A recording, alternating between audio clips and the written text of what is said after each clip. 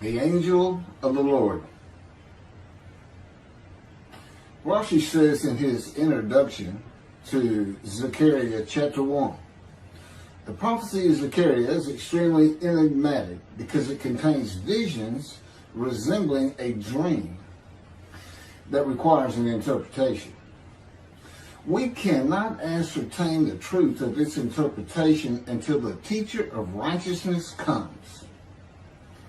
Nonetheless, I will put my heart to reconciling the verses one by one according to the interpretations that resemble it and follow the interpretation of Jonathan. This is God's test for the Jewish people, in particular the Jewish leaders.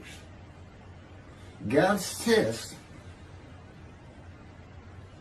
of who the descendant of David is. The man described in Isaiah 53, the teacher of righteousness. That's who Rashi, known as one of the first rabbis to say that Isaiah 53 described the people, the Jewish people, as the patriarch Israel. Then here he is in Zechariah saying, we got to have to know the truth of at least chapter 1 of Zechariah, to know its truth, because we can't do it. And no Jewish man, religious, academic, commentator, or otherwise, has ever had the answer to this. And yet this video is going to give it to you. Why? I'm the teacher of righteousness. This is Zechariah chapter 1, verses 7 through 12. That's the preamble that Rashi leads into before he starts his commentary.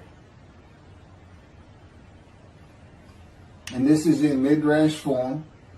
That's where I take parts of a verse and interpret each in individual segments. Verse 7. On the 24th day of the 11th month of the second year of Darius, the month of Shebat, this word of the Lord came to the prophet Zechariah, son of Berechiah, son of Iddo. This word of the Lord. This verse continues with, in the night I had a vision, which is not a word of the Lord. The word of the Lord coming to Zechariah means the messenger of the words of God has come to Zechariah, who is the angel of God's presence, and the word of the Lord. Literally, that's his name. He has alighted upon Zechariah to bring a vision from God. Not a word, a vision. Verse 8. In the night I had a vision. I saw a man mounted on a bay horse standing among the myrtles in the deep, and behind him were bay, sorrel, and white horses. In the night I had a vision. There's a man on a horse standing in the myrtles. He is later referred to as the angel of the Lord, standing in the myrtles. The angel of the Lord alights upon and enters men, and my name, Hashem, is in him and can speak through the man. Zechariah has an angel with him who is his guide in the vision. The deep is like a valley Zechariah is looking down on, filled with myrtle trees, and then an open area below that is where the bay, sorrel, and white horses are. Verse 9. I asked, what are those, my Lord? And the angel who talked with me answered, I will let you know what they are. What are those, my Lord? Zechariah is not talking to the angel. That's an angel. It's not my Lord. Who answered, but who never lets him know what they are. he is asking the man standing among the myrtles on a bay horse about the horses in the open area and calls him my Lord. Verse 10. Then the man who was standing among the myrtles spoke up and said, these were sent out by the Lord to roam the earth. Then the man who was standing among the myrtles spoke up and said, again, this is Midrash form. Okay, so the man standing in the myrtles answers the question of Zechariah, not the angel who is with Zechariah. Verse 11, and in fact, they reported to the angel of the Lord, who was standing among the myrtles. We have roamed the earth and have found all the earth dwelling in tranquility. And it's just like a dream. We have horses talking. You know, there could have been birds. Anything that can go far and go a long ways out and then come back. In this case, for this story or for this dream that was given Zechariah, it's horses. And in fact, they reported to the angel of the Lord. They who reported are the horses who have gone to and fro throughout the earth, and they spoke the report to the angel of the Lord, who was standing among the myrtles. The angel of the Lord, who was standing among the myrtles, has alighted upon and entered the man standing amongst the myrtles. The angel of the Lord is using this man as his visible presence. You cannot see the angel of the Lord. Just as he once used a burning bush for his visible presence, and God spoke through him to Moses. Not just as his visible presence, he also used the man to say, these were sent out by the Lord to roam the earth. In other words, it sounded like the answer was coming from this man. But it's coming from the angel of the Lord, and God is in that angel, his presence. Because that's the angel of his presence. You can find that in Isaiah chapter 63. I don't recall the verse. I never see anything on the angel of his presence. Wherever God's presence is, the presence that enters the temple, I never hear any mention of the angel that has to be with him. Why? It's the angel of his presence, who is the angel of the Lord. Yeah, I believe, and I'm not certain about this, but I've heard it at least one or two times, and that is Christianity believes the angel of the Lord is Jesus Christ. Thereupon the angel of the Lord exclaimed, O Lord of hosts, how long will you withhold pardon from Jerusalem and the towns of Judah, which you placed under a curse 70 years ago? Thereupon the angel of the Lord exclaimed. Okay, so the angel of the Lord exclaimed through the man. Zechariah heard the words come from the man standing in the myrtles. It is the only way Zechariah could have heard the words. The angel of the Lord can only speak to the man he has alighted upon. Ezekiel describes this as, a spirit entered into me and set me upon my feet, and I heard what was being spoken to me. O Lord of hosts, how long will you withhold pardon from Jerusalem and the towns of Judah, which you placed under a curse 70 years ago? The following verses are from the book of Isaiah regarding this curse. Isaiah chapter 43, verse 2. So I profaned the holy princes. I abandoned Jacob to proscription and Israel to mockery. That, of course, is God speaking. The profaning of the holy princesses is God's prophecy of the banishment of King Jeconiah and all his offspring from ever ruling over Judah and Jerusalem again. The line of the kings of Judah ended. The line described king by king in the first book of the New Testament of Christianity. the line of Jesus. The abandonment and mockery are God's prophecy that the northern kingdom and the southern kingdom of the Israelites would be defeated and deported from the promised land. Isaiah witnessed the deportation of the northern kingdom, but the deportations of the southern kingdom were many years after his death. This is chapter 43, verses 5 through 7. Fear not, for I am with you. I will bring your folk from the east, will gather you out of the west. I will say to the north, give back, and to the south, do not withhold. Bring my sons from afar, and my daughters from the end of the earth. All who are linked to my name, who I have created, formed, and made for my glory. Okay, this is God's prophecy that all the tribes of Israel would return from the Assyrian deportations of the tribes east of the river Jordan, that were Reuben, Gad, and the half tribe of Manasseh, and all the tribes of the northern kingdom deported by Assyria, defeated and deported, and the Babylonian deportations of the southern kingdom. It is a prophecy that is specific to the Assyrian Babylonian exiles. This prophecy was fulfilled according to the books of Ezra and Nehemiah and their account of all 13 tribes returning to the southern kingdom of the lands of Benjamin and Judah.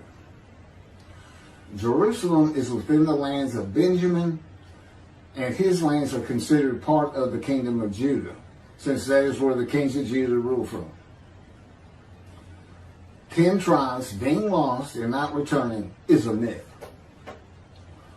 When the 7th month arrived, the Israelites being settled in their towns, the entire people assembled as one man in Jerusalem, as the man Israel, all of them. When the people Israel gather as one man, it is all 12 tribes who were allotted lots of the promised land, and the Levites. They did not receive a portion. They were allowed to go from lot to lot, tribe to tribe, and everybody was supposed to take care of them. The Levites, that would be Levi, the son Levi, the priestly tribe without an allotment of the promised lands. Judahites and Benjaminites alone are not Israel, though all references to Israelites would include them. All of Israel had returned together to Jerusalem and Judah, mindful of the imported Gentiles in the northern kingdom, imported by the Assyrians, many of whom tried to stop the building of the second temple. This is why everybody returning, all 13 tribes, all went to Judah. The northern kingdom was occupied by Gentiles, I would assume Assyrians and Arabs.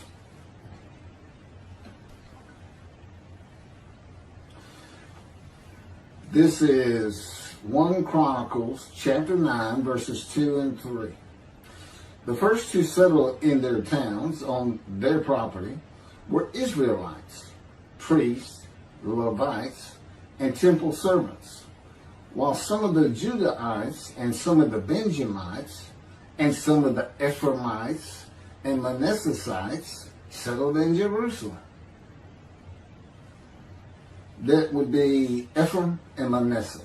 Manasseh was such a large tribe, it had to be broken in. It was broken in two. Half of it set up, their allotment was east of the river Jordan by about where Edom would be. And well, that was the tribe of Gad. Not Edom, Gilead, where the Tishbite, Elijah, the Gentile, was an inhabitant. Ramoth Gilead. Manassites, Ephraimites, and Judahites were the tribes with the largest allotment of the lands of Abraham, and Jerusalem is in the lands of the Benjamites. Those are who just got mentioned. The 3 largest lot owners. Okay, Benjamin, that's where Jerusalem is. He's important. And of course the priests, the Levites. So Ephraim and Manasseh were not lost tribes, as many believe from writings outside of the Bible. There never were lost tribes according to the Bible. Okay, so all 13 tribes returned and settled in new towns. The accounts of the deportations indicate there was not much left of the old towns. There is no account of how the new towns were settled, though it is unlikely it was based on prior ownership. The exile lasted too long for the deported owners to still be alive, and the tribes of the northern kingdom had to build new towns to live in. It also says the Levites settled in on their lands. So everybody had to pick and choose, and I'm sure the strong and wealthy got the best places, and again, many just settled in Jerusalem. Okay, this is Isaiah chapter 43, verse 14. Thus said the Lord, your Redeemer, the Holy One of Israel, for your sake I send to Babylon. I will bring down all her bars, and the Chaldeans shall raise their voice in lamentation. This is God's prophecy that Assyria would be conquered by the Babylonians, who were defeated by the Chaldeans. But they actually go back and forth and actually became somewhat intermingled, Chaldeans and Babylonians. And that he would raise up the Gentile anointed king Cyrus of Persia to conquer them, to clear the way for all the tribes to return. That's how he cleared the way to the desert or made rivers for them. Basically, he got Cyrus to release them. Chapter 43, verse 25. And I never hear anything about this. It is I who, for my own sake, wipe your transgressions away and remember your sins no more. Okay, this is God doing, and he says it's something new. I'm going to do something new for the Israelites. This story repeats with the new covenant that includes sin forgiveness of the Jewish people that arise with Elijah and the angel of the covenant after the exiles of the Roman dispersal return to the land of Israel in a time to come. That's from Jeremiah chapter 31.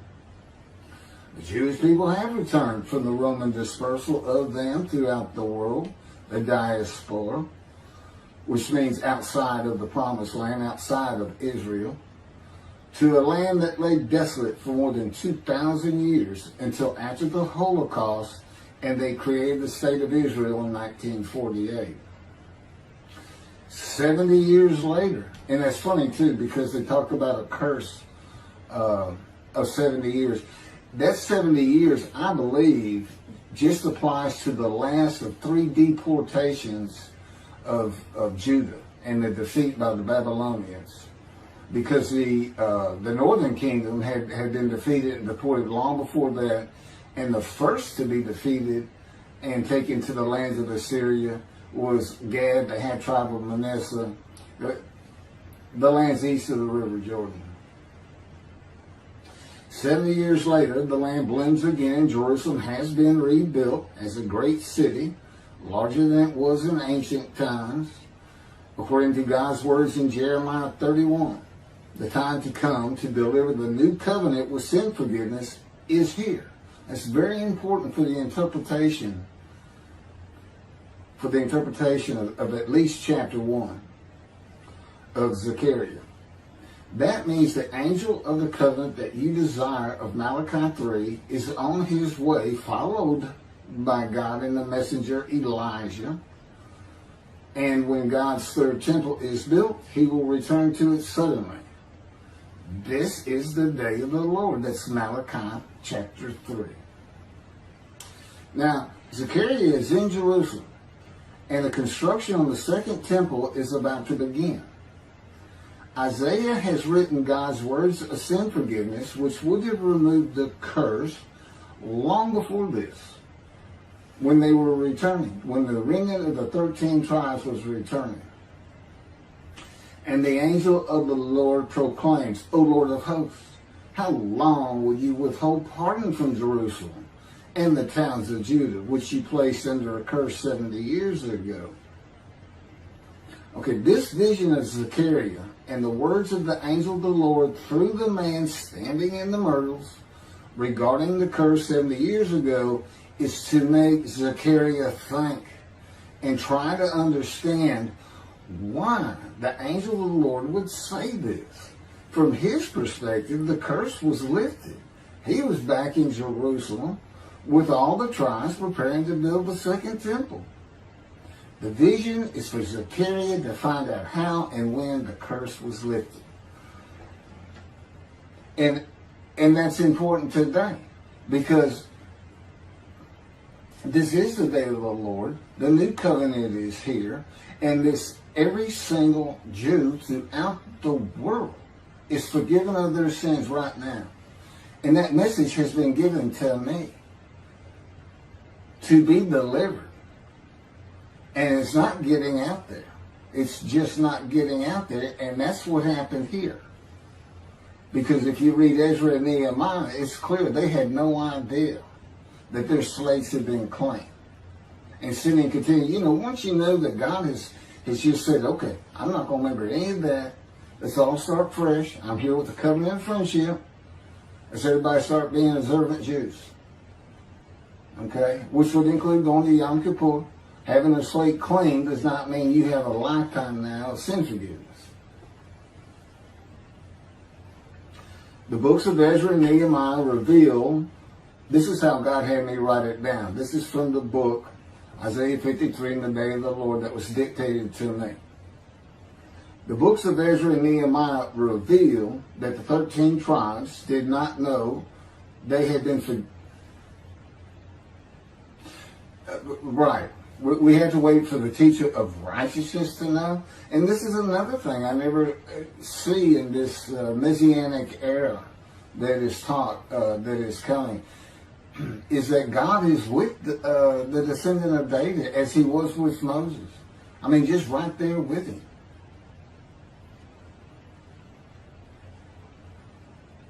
The books of Ezra and Nehemiah reveal that the 13 tribes did not know they had been forgiven of their sins to be a holy seed in the building of the second temple. If people know they have been forgiven and have a clean slate from past transgressions against God and his laws, they are more likely to stop their sinful ways and abide by his laws in the future. The scroll of Isaiah needs to be found and interpreted by Zechariah and the religious leaders so they will know of God's forgiveness of their sins.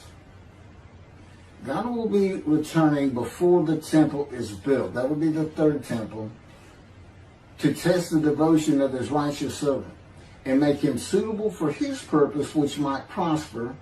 That includes the building of the third temple. This would begin when his spirit alights upon the anointed one, Moshiach. His presence with his righteous servant will be necessary for the temple to be rebuilt. Islam will not freely hand over their third most holy site to Israel and abandon the Dome of the Rock Mosque, a mosque that sits on the Temple Mount purchased by King David for God, the most holy site of the Jewish people. With God is the angel of his presence who is already on the way. You want me to skip that? Okay, this has been covered in other videos more than once.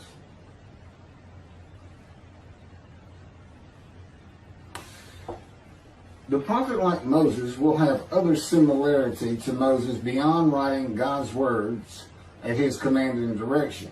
As this was written, at God's command and direction, I typed those words.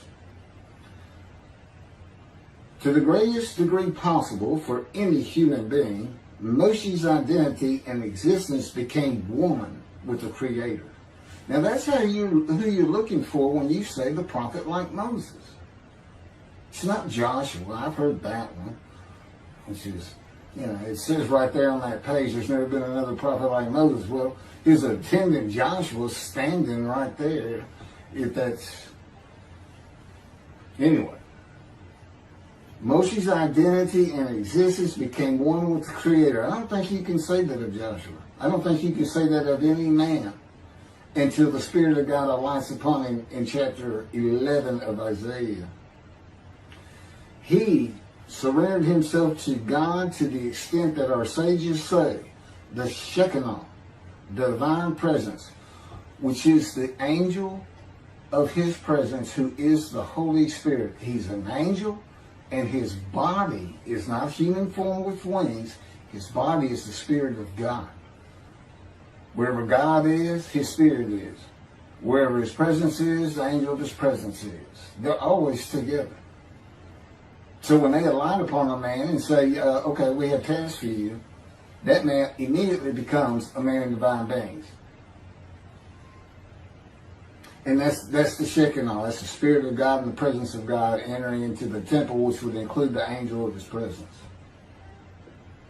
The Shekinah spoke through Moshe's throat. As I have mentioned, God can speak through me.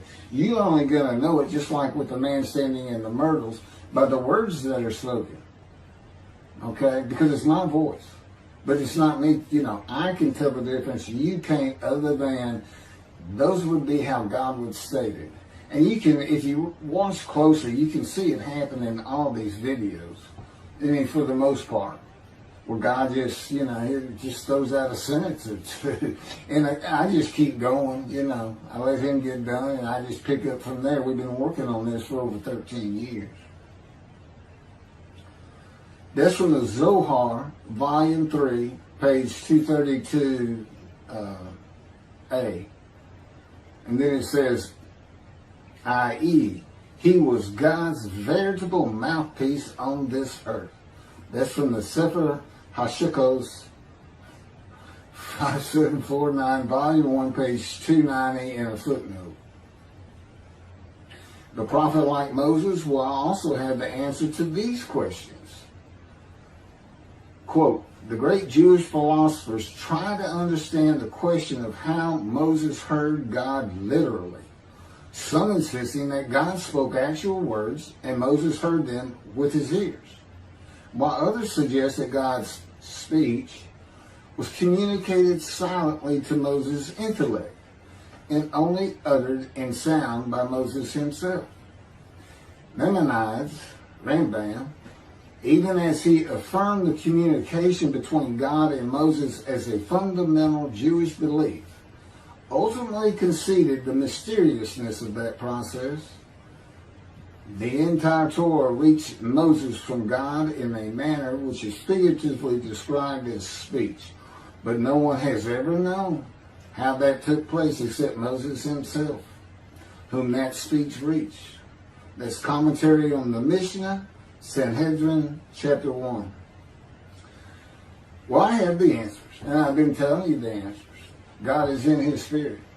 Spirit enters into you, because we find it in Ezekiel. There's where God tells you. God was telling Ezekiel, get up on your feet.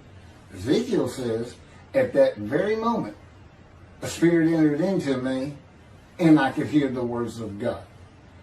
There it is. When he enters him. Now, he's not hearing that through his ears. There's the first question answered. It's not to your ears. And there is a silent knowing. That's what we call it, what God has taught me. Now, generally, I just hear words as though they came in through my ears and they're in my mind, as though my eyes and my ears had perceived. But he can put just knowledge into my mind without uttering a word. And it's kind of can be pointed out easiest with when he comes to a man, and like he came to Samuel, and Samuel just says, here I am. It's as though before he speaks to you, and this is what happened with me, he put in a knowledge in my mind that the God of creation was about to speak to me. And so when he did speak, it was as though he had always been there speaking to me. Not unlike how Adam would have felt.